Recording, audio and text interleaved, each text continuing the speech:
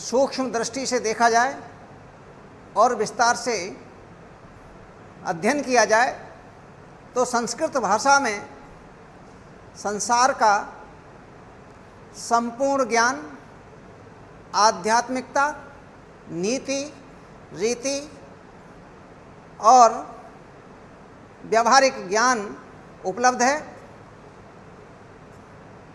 गीता, रामायण, महाभारत हमारे सबसे श्रेष्ठ ग्रंथ हैं। इन सभी ग्रंथों में गीता सर्वश्रेष्ठ मानी जाती है। गीता हमें आध्यात्म की ओर ले जाती है, हमें जीने का एक रास्ता सिखाती है, हमें किस तरह से जीना चाहिए। जब मनुष्य मोह और अज्ञान में फंस जाता है तो हमारी गीता ही हमें सहारा देने का काम करती है। गीता का अनुवाद अनेक भाषाओं में किया गया है। हिंदी, अंग्रेजी, अमेरिकन और विदेशी भाषाओं में गीता की लोकप्रियता किसी से छिपी हुई नहीं है।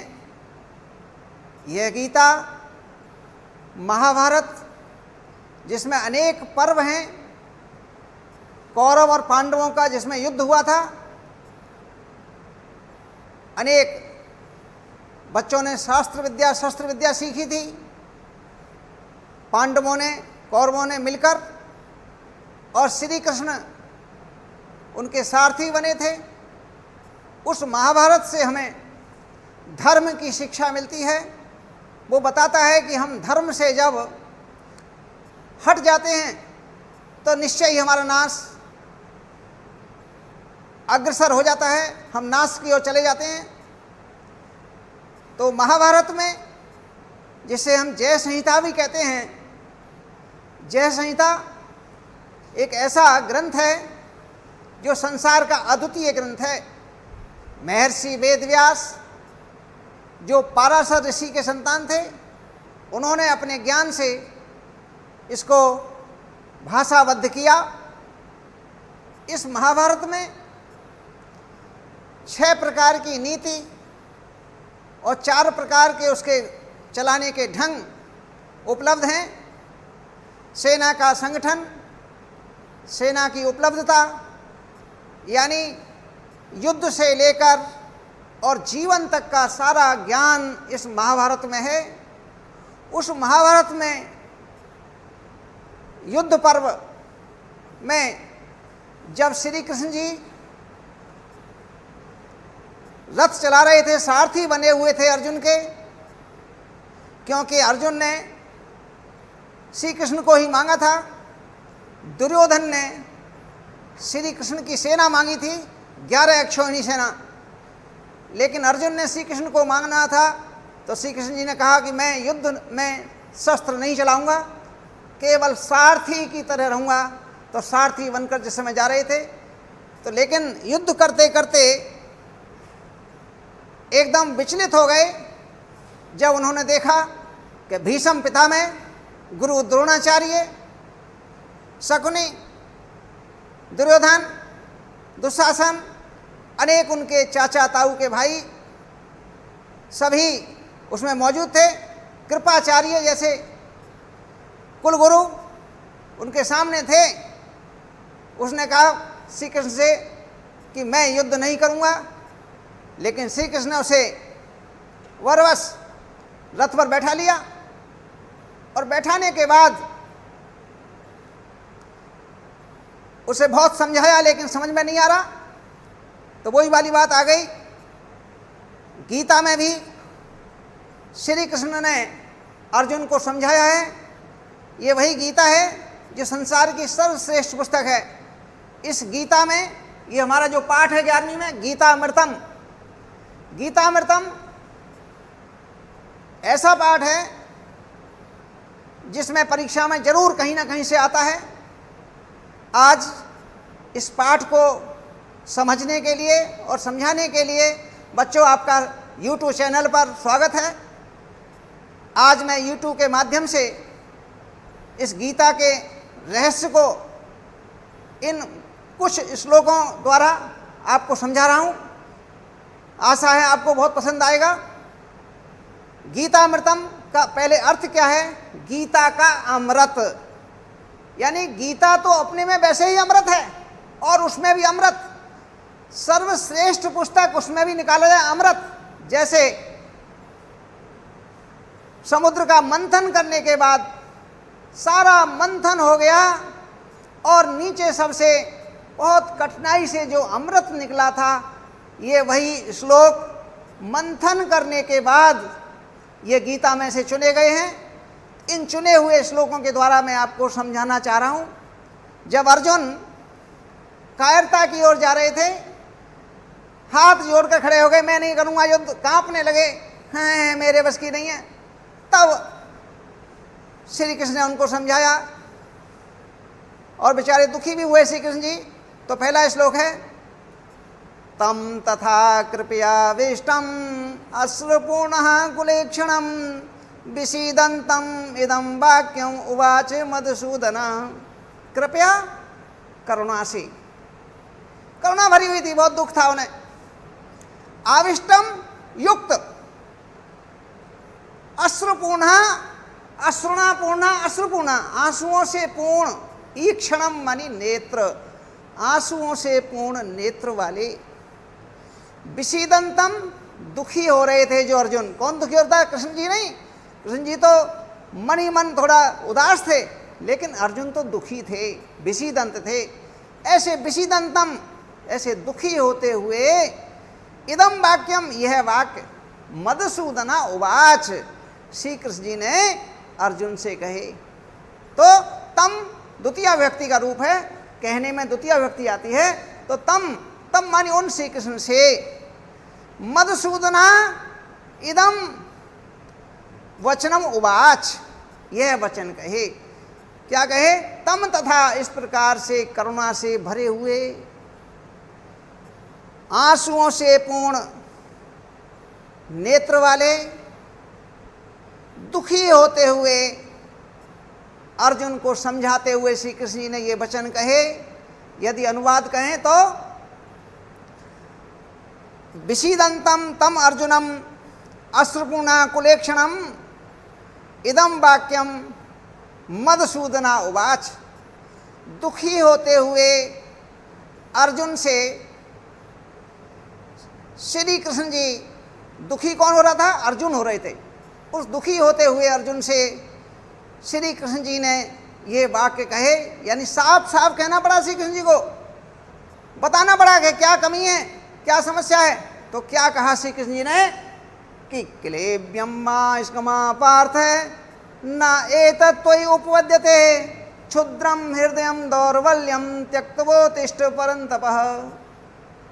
हे अर्जुन, मैं नहीं समझ रहा था तुमने इतने दिन धनुष विद्या सीखी होगी, इतना सारा पराक्रम, द्रोणाचार्य कितनी प्रशंसा करते थे तुम्हारी।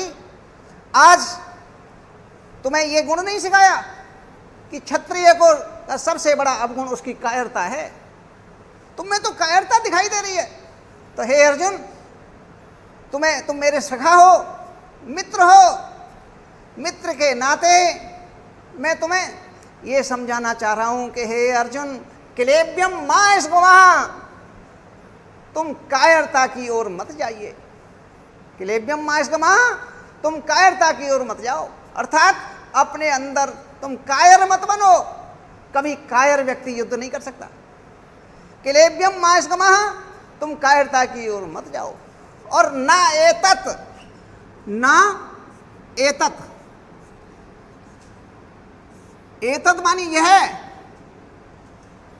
त्वयि,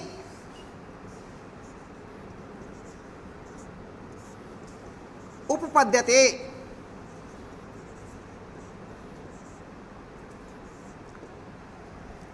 उपपद्यते लोट लकार का लिंग लकार का रूप है ये, चाहिए।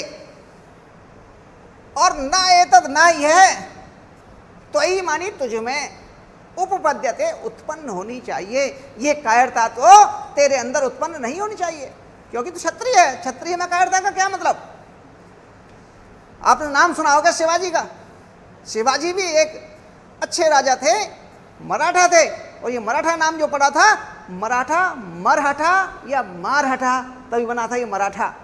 तो क्षत्रिय को तो ऐसा होना चाहिए, या तो मरने के बाद या युद्ध करने के बाद, दो ही गुण होने चाहिए।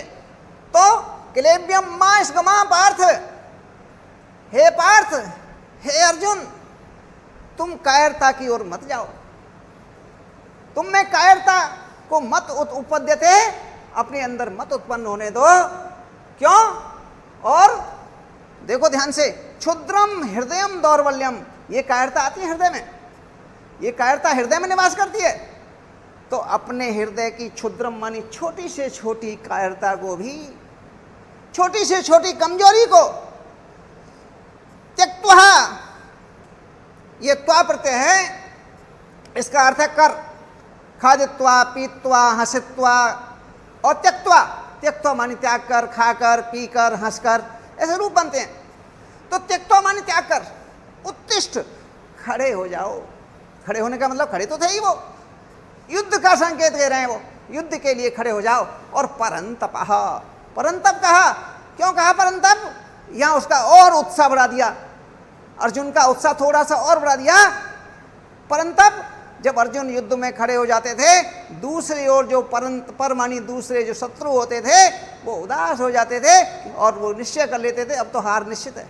इसलिए अर्जुन की जीत थी, इसलिए उसको परंतप कहा। इन शत्रुओं को तप ताप देने वाले, दुख देने वाले, हे अर्जुन तुम युद्ध के लिए खड़े हो जाओ। लेकिन फिर भी अर्जुन नहीं खड़े हो रहे, अर्जुन भाग रहे युद्ध, रथ छोड़ छोड़कर। श्री कृष्ण जी उनको पकड़ रहे थे। तो उन्होंने कहा, भाई क्या बात है अर्जुन, रथ क्यों छोड़ रहे हो, क्यों दुखी हो रहे हो? तो इसके लिए उन्होंने कहा, अशोच्यान अन्वशोचस्त्वं प्रज्ञावादान भाससे गतासून से नानुशोचन्ति पंडितः। हे अर्जुन, अशोच्यान माने जो शोक करने योग्य ना हो, अशोच्यान। एक होता है शोच्यान, जो शोक करने योग्य, वास्तव में शोक करना चाहिए, हमें कोई दुख हुआ है तो उसका शोक करना चाहिए, यह अशोच्यान। हे अर्जुन, जिस तुम्हारे सामने जो खड़े हुए हैं ये सब अशोच्य हैं, इनका शोक नहीं करना चाहिए। तो ये कौन है सब? शोक ना करने योग्य। हे अर्जुन, जो शोक ना करने योग्य हैं उनका तुम शोक करते हो। अन्वशोचहा, तुम उनका शोक करते हो, तुम उनको दुख मनाते हो। जिनका दुख नहीं मनाना चाहिए उनका तुम दुख कर रहे हो, ये तो मूर्खता है। तो और प्रज्ञा वादान भासते, वादान मानी वचनों को, बहुवचन है द्वितीय, वादान मानी द्वितीय बहुवचन, वचनों को। प्रज्ञा, बुद्धिमानों जैसे वचनों को कहते हो। बुद्धिमानों जैसे वचन कौन कहेगा? जो विद्वान होगा, बुद्धिमान होगा वही तो बुद्धिमानों जैसे वचन कह लेगा। तो तुम तो इधर तो बुद्धिमानों जैसे वचन कह रहे हो और उधर जो शोक करने योग्य नहीं है उसका तुम शोक कर रहे हो। तो हे अर्जुन, तुम जो शोक करने योग्य नहीं है उसका तुम शोक कर रहे हो और विद्वानों जैसे वचन कहते हो। गतासून, गतासून से गत असून, एक तो होता है गत असून,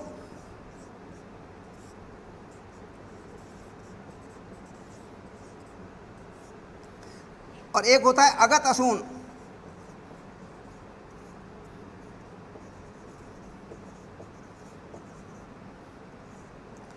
गत असून और अगत असून।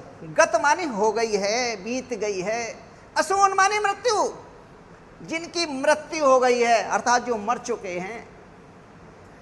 और अगत असून, अगत असून, असून मानी, अगत मानी नहीं हुई है, असून मानी मृत्यु, जिनकी मृत्यु नहीं हुई है। जिनकी मृत्यु नहीं है वो कौन होते हैं? जीवित।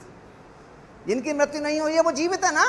जिनकी मृत्यु हो गई है और जो जीवित हैं, बुद्धिमान लोग, पंडित लोग, पंडिता मानी जो पंडित लोग होते हैं, जो विद्वान लोग होते हैं, उन दोनों का ही शोक नहीं करते।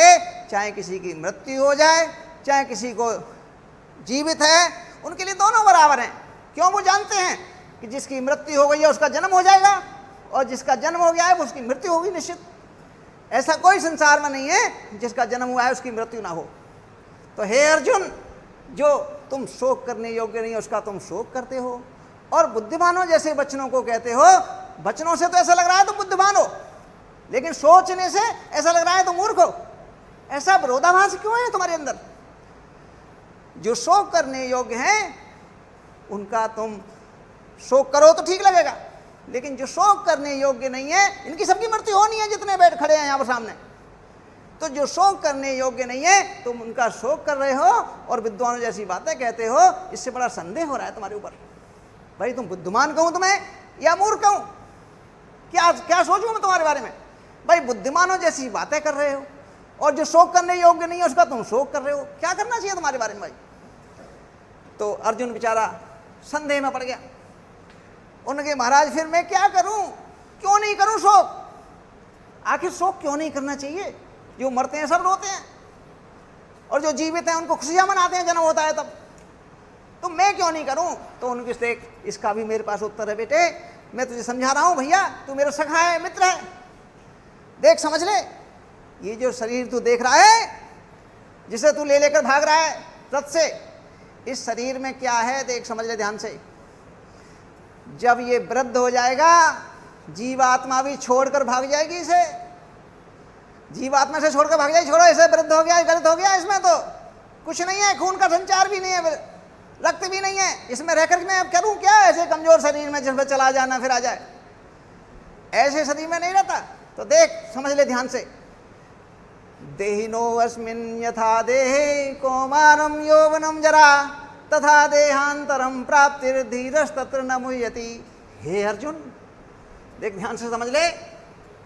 देहिनो अस्मिन्, देहिना मानी जीवात्मा, अस्मिन् सप्तमी विभक्ति का है, देहे, देहे भी सप्तमी का है।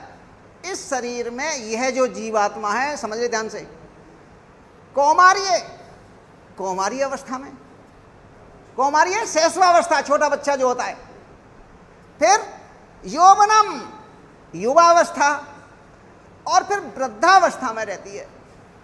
ये जो जीवात्मा है इस शरीर में केवल संदेह में मत रहना ज्यादा, ये तीन अवस्थाओं में ही रहती है बस।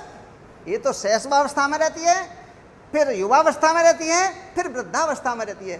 तथा देहांतरम प्राप्ति, फिर ये दूसरे शरीर को प्राप्त कर लेती है। सोचती है ये बूढ़ा हो गया, बेकार है, चलो भाई दूसरे शरीर में चला, अच्छे बन रही में, ठीक है। तो ये फिर दूसरे शरीर में चली जाती है ये जीवात्मा। देहांतरम प्राप्तिर, तब ये दूसरे शरीर को प्राप्त करती है। धीरज तत्र न मुह्यति, धैर्यवान लोग तो इसका मोह नहीं करते। समझ में आ गया क्यों नहीं मोह करना चाहिए? मैं क्यों कह रहा था कि इसका मोह मत करो? क्योंकि ये तो एक प्रकृति का नियम है कि ये जीवात्मा इस शरीर में कुमारी अवस्था में रहेगी, फिर युवावस्था में रहेगी, फिर वृद्धावस्था में रहेगी। जब वृद्ध हो जाएगा, गलित हो जाएगा, तो क्या देगा, चलो भाई दूसरी जगह चलें, फिर दूसरे शरीर को ये प्राप्त करती है। इसलिए हे अर्जुन, धैर्यवान पुरुष जो है, धैर्यवान जो मनुष्य हैं, वो इसका मोह नहीं करते, कभी मोह नहीं करते। तो गीता में कितना मजा आ रहा होगा उस समय जब श्री कृष्ण जी अर्जुन को समझा रहे होंगे रथ पर बैठ करके, और लोग भी सुनने रहे होंगे। वहां पर भीष्म पिता ने भी अपना गांडीव रख दिया, धनुष रख दिया अपना, सबके धनुष थे एक से एक, सब रख दिया, सब उसे सुनने में लगे। पता नहीं कितनी अच्छी बात आ रही हो, थी भी वास्तव में अच्छी बात। तो इससे अर्जुन को समझा रहे थे, अर्जुन तैयार नहीं हो रहा था। उनके अच्छा ये तीनों जम जाती है, फिर इस जीवात्मा का होता है क्यों हो जाती है? ये ऐसा क्यों करती है जीवात्मा? जब शैशवावस्था में तो उसने आनंद लिया, फिर युवावस्था में आनंद लिया, वृद्ध होने पर भाग चली, ऐसा क्यों करती है? हे अर्जुन मुझे समझा कर कहो, मैं तो बहुत अनभिज्ञ हूँ, मैं तो आपका विश्वास कर रहा हूँ, जो आप कह रहे हैं ठीक कह रहे हैं। तो सुन ली अर्जुन, अर्जुन तो सुन कि वासांसि जीर्णानि यथा विहाय नवानि गृह्णाति नरोपराणि तथा शरीराणि विहाय जीर्णा नैयानि संयाति नवानि देहि। हे अर्जुन सुन ले क्यों जाती है। वासांसी, वासांसम, वासांसे, वासांसी, द्वितीय बहुवचन। वासांसी मानी वस्त्रों को, वासांसी वस्त्रों को, जीर्णानी जीर्ण वस्त्रों को, जब वस्त्र जीर्ण हो जाते हैं ना, पुराने हो जाते हैं, जब छिप पकड़ते ही फट जाएं, तो ऐसे जीर्ण वस्त्रों को त्याग कर जिस प्रकार से नरहा अपराणी, अपराणी मानी दूसरे, अपराणी, जिस प्रकार से मनुष्य जीर्ण वस्त्रों को, एक तो पुराने होते हैं, पुराने की बात नहीं कर रहे, वो जीर्ण जब यहां से पकड़ लो वहीं से फट जाए, जिस प्रकार से मनुष्य जीर्ण वस्त्रों को त्याग कर दूसरे नए वस्त्र ग्रहणाति, नवानी ग्रहणाति, नए वस्त्र धारण कर लेता है, ठीक वैसे ही हे अर्जुन ये जीवात्मा पुराने गलित शरीर को त्याग करके नए शरीर में प्रवेश कर जाती है। अब समझ में आ गया क्यों जाती है? ये वस्त्रों के माध्यम से कितना सुंदर समझाया कि देख, जब तुम्हारे वस्त्र फट जाएंगे तब तो नहीं, तब तो धो धो कर पहनोगे, लेकिन जिस समय जीर्ण हो जाएंगे, जहां से पकड़ लो वहीं से खत्म, तो उतारने पड़ेंगे, नए ग्रहण करने पड़ेंगे। तो हे अर्जुन यह जीवात्मा वासांसि जीर्णानि यथा विहाय नवानि गृह्णाति नरोपराणि, वासांसि वस्त्रों को, जिस प्रकार से मनुष्य पुराने वस्त्रों को त्याग कर नए दूसरे वस्त्र धारण करता है, ठीक प्रकार से नवानि देही, देही मानिए जीवात्मा दूसरे शरीर को, नए शरीर को प्राप्त कर लेती है। गलित पुराने जीर्ण शरीर को त्याग करके रोती है, जीर्ण शरीर में क्या रहना, चलो छोड़ो, कोई और नया देखो सजे। ऐसे ही मनुष्य भी सोचता है पुराने वस्त्रों क्या पहनना, बिल्कुल गल गए भैया, बेकार हो गए, नए वस्त्र धारण करो। तो भाई जिसका मनुष्य का स्वभाव है, ऐसे ही इस जीवात्मा का स्वभाव है। ये जीवात्मा भी पुराने शरीर को त्याग करके जिस नए शरीर में प्रवेश कर जाती है। तो हे अर्जुन पूरी बात सुन ले। कायरता, पहले उन्होंने कायरता दूर की उन्होंने, फिर दुखी हो रहे थे उनसे समझाने लगे। समझाने में पहला उन्होंने जो उसका दोष था वो कायरता थी, उसको दूर किया, और जो अनावश्यक शोक कर रहे थे उस शोक को दूर किया। और शोक दूर करने में जब उनका प्रश्न उठा कि क्यों, तब उन्होंने इस जीवात्मा के बारे में बताया कि शरीर में जीवात्मा 3 अवस्थाओं में रहती है, इससे ज़्यादा नहीं रहने की, 3 ही अवस्थाएं बस, शैशवावस्था, युवावस्था और वृद्धावस्था। वृद्ध होने पर फिर ये छोड़ जाएगी साथ। तो ये फिर ये समझाया। जब नहीं समझ में आया तब उन्होंने बताया कि देख भाई समझ ले ध्यान से, जिस प्रकार से मनुष्य जो है पुराने जीर्ण वस्त्रों को त्याग कर नए वस्त्र धारण कर लेता है दूसरे, ठीक उसी प्रकार से ये जीवात्मा पुराने जीर्ण शरीर को त्याग करके नए शरीर में प्रवेश कर जाती है।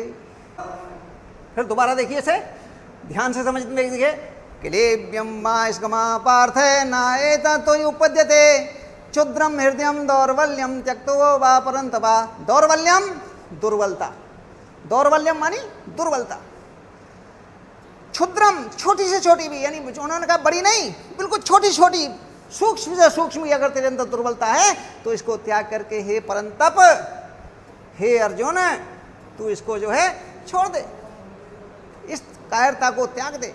क्लेब्यम मास गमा, माँ मानी नहीं, गमा मानी जाओ। हे अर्जुन तू कायरता की ओर मत जाओ, और ये तुझमें उत्पन्न भी नहीं होनी चाहिए। अगर तेरे हृदय में छोटी से छोटी दुर्बलता है उसको त्याग कर हे अर्जुन तू जो है युद्ध के लिए खड़ा हो जाओ। शोच्यान शोचस्त्वं प्रज्ञावादान वाससे गतांसून च नानुशोचन्ति पंडिता। अशोच्यान, जो शोक करने योग्य नहीं है, अनावश्यक शोक करते हैं लोग।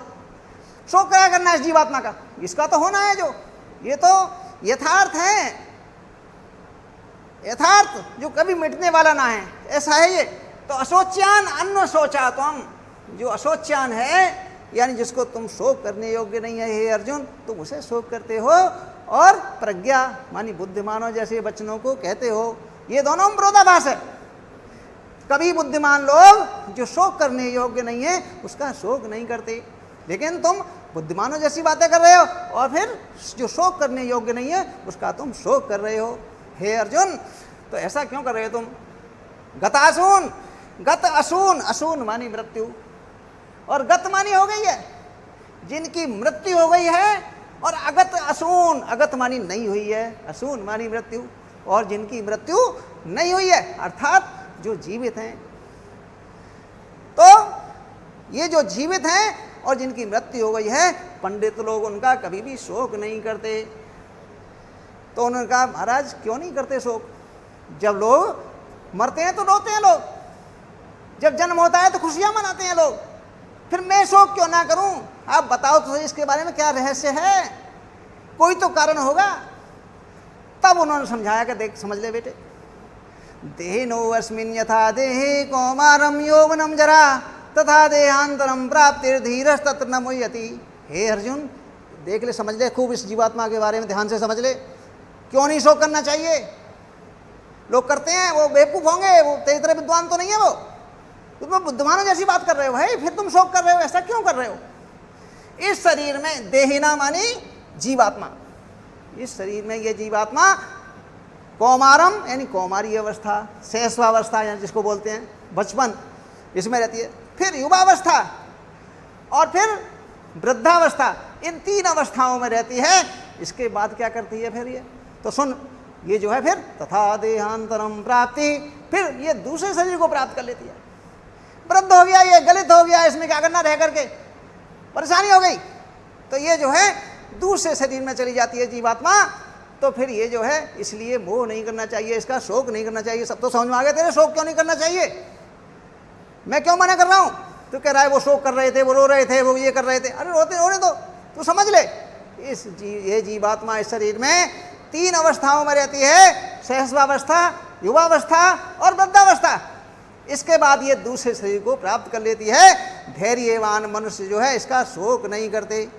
तो इस प्रकार से कितने सुंदर शब्दों में हर प्रश्न का उत्तर देते हुए श्री कृष्ण जी ने इस गीता के इस अध्याय में, जो वन पर्व में है, युद्ध पर्व जिसको बोलते हैं, उसमें वन पर्व में युद्ध के मैदान में, कुरुक्षेत्र के मैदान में भगवान श्री कृष्ण ने अर्जुन को कितने सुंदर ढंग से समझाया है। और इसके बाद में आपको अगला जो है, अगली वीडियो में दूसरा जो है, इसके बाद में समझाऊंगा। अर्जुन की और भी बहुत समस्याएं थी, उन समस्याओं को श्री कृष्ण ने किस तरह से उसका समाधान किया, उसके बारे में आगे आपको बताऊंगा।